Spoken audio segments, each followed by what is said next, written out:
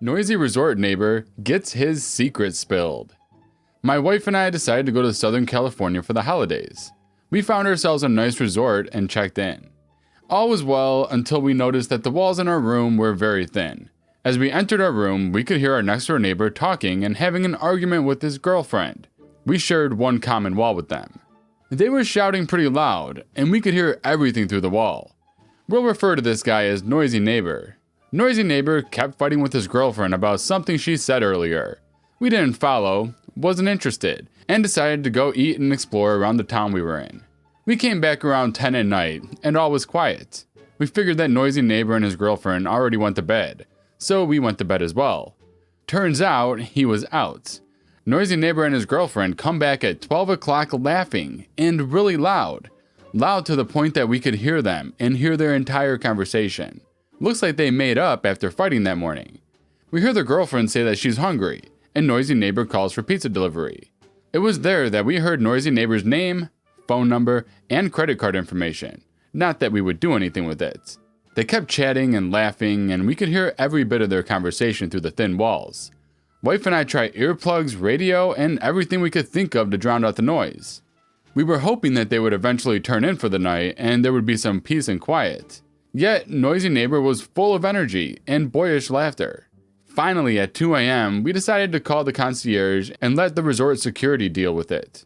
The resort we stayed at was meant for mindfulness and meditation, so it did enforce some quiet hours. Security called them up and told them that they were too loud and to keep their voices down. This did the trick for some time, and we fell asleep, only to be woken up again at around 5 a.m. to some really loud smash. Like all sorts of noises coming from the girlfriend. After they were done with their business, they washed up and just kept talking. Laying there in bed, I heard all about NN's job, where he was from, where he grew up, his political views, and so on. Finally, at 6 or so, we called up the front desk again. This time, security actually came and knocked on their door to tell them to keep their voices down, as it was still officially quiet hours. Noisy Neighbor and his girlfriend were furious that they could be disturbed when they were just having fun and having a good time. They claimed that they weren't loud at all, and why can't they just have some fun? They threatened to leave poor reviews for the resort and make sure that all their friends would hear about this. Security took that all in, gave them their warning, and left. After security left, Noisy Neighbor and his girlfriend started talking smack about wife and me through the wall, knowing that we could hear it. Stuff like, "Our neighbors are such a-holes. They're probably a racial slur. What's wrong with smashing my girlfriend, huh? Too loud for you jerks?" And just deliberately talked to his girlfriend in a really loud voice, talking about how great the smash was and how she was going to scream and moan louder next time. I was frustrated at this time, with very little sleep. I took out my cell phone and started recording everything that we were hearing, hoping to show the front desk just how little soundproof the room was, and hopefully ask for a room change. But then something happened. At around 7 or so, we heard Noisy Neighbor's phone ring, and suddenly Noisy Neighbor and girlfriend were really silent. Then I hear Noisy Neighbor say, "Hi wife, how are you sweetie? I just woke up here at the conference. Long day ahead. I miss you so much." It turns out Noisy Neighbor was cheating on his wife with his mistress over Christmas. At this point, my wife and I hatched a plan. With all the information that we had on Noisy Neighbor, his wife's name, and where they lived, we started combing Facebook and yellowpages.com for information. Lo and behold, we found what Noisy Neighbor looked like, an old man in his 50s, and we found his wife. All the information matched up with what he had been talking about all night, and plus his zip code when he ordered pizza.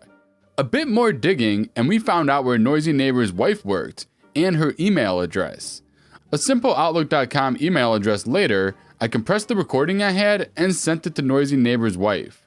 The best part is that the recording contained Noisy Neighbor's wife's phone call to Noisy Neighbor, so she had no doubt it was definitely Noisy Neighbor. Exhausted with little sleep, my wife and I decided to just get up and go get some breakfast around town. We come back a few hours later and stop by the concierge desk. We wanted to thank them and their security for trying to help us get some sleep and to ask for another room. Turns out we didn't need a room switch. They checked out this morning, a few days earlier than scheduled, the concierge told us. She mentioned something about an urgent family concern that Noisy Neighbor had to attend to. Looks like our plan had worked much better than we had hoped for. The rest of our stay at the resort was quiet and uneventful. No one else checked into that room. I did show the front desk parts of my recording, just so they know they need to work on soundproofing their rooms in the future. Better be able to do what you say. Not to me, but my brother was the one to enact this revenge. He works on the assembly line of a well-known company.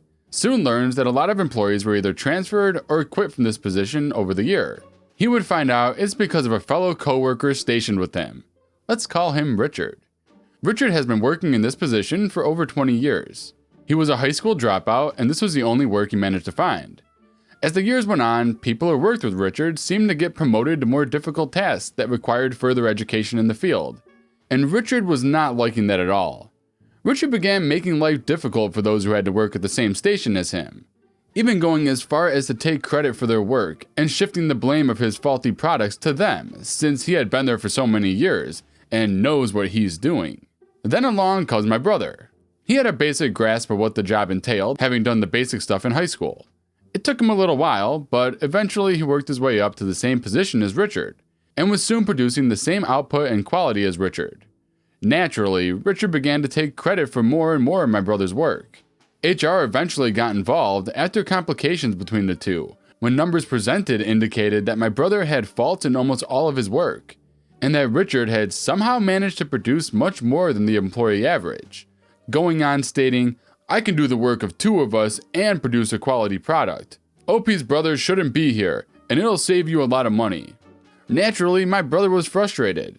Cameras couldn't prove that either were at fault for producing faulty products. Brother got a verbal warning, and they both left. My brother went and spoke to the site manager about this issue. Big surprise to those who were not in the know, but they were good friends through school. They both talked, and the revenge was soon planned. After the manager went to HR and checked the statements made from Richard, they impacted the revenge. Being near the Christmas break, orders were low, so if faulty products were made, they could easily be remade and not affect the schedule. Perfect time to act. My brother had time off built up with the company, so he used it. The site manager then went up to Richard, informing him that my brother will no longer be working with him. Richard's slight smile apparently turned to a look of disgust when the manager informed him that he would be working at the station by himself, and that he could not let the required numbers drop. That did not sit well with Richard, and they both went to HR. Richard was yelling that it was unfair and unprofessional that he had to work alone, and yet had to do so much work. Then the manager brought out a file containing various statements about how he was so good at his job, and how effective he was. Apparently the manager's response was, "You said you could do it, and if it does save us money, then would you not think you would get some financial benefit out of it too?" Richard took that bait of extra income and left in a huff. Needless to say, over the next 2 days the numbers were not met. The majority of products were deemed faulty and could not be used. This time the manager called a meeting with the higher-ups, HR and Richard. Richard tried to defend his actions, but with all his statements and the recent evidence of his skill level, he was let go. Brother came back to work, new guy replacing Richard, and eventually the quantity and quality of products were back to the required levels. If you're going to talk a big game, Richard, be sure you can play it. Cost a timeshare scam all their sales for lying, and make $5,000 doing it. This is the story of how a friend of mine nuked a timeshare scam a few years back and took them to the cleaners. Background. Friend of mine is a big dude, maybe 6'3" and 250 pounds, and a no-nonsense military NCO. Likes his booze, and likes to have a good time when he's off the clock. We'll call him JB. One day he gets one of those win a free week-long cruise, all expenses paid phone calls. He decides to look into it, because why the hell not? Calls the number back and gets a lady on the other end who gives him the rundown of how the cruise thing works. It sounds too good to be true. So he asks her, "Is there some sort of timeshare bullshit or other strings attached to this?" She assures him that no, there is not. He goes for it and signs up for a cruise a few months later during a block of leave. Revenge. In order to claim the cruise, he and his wife had to show up a day early to a hotel near the port where the cruise was departing. Room is paid for already as part of the cruise package.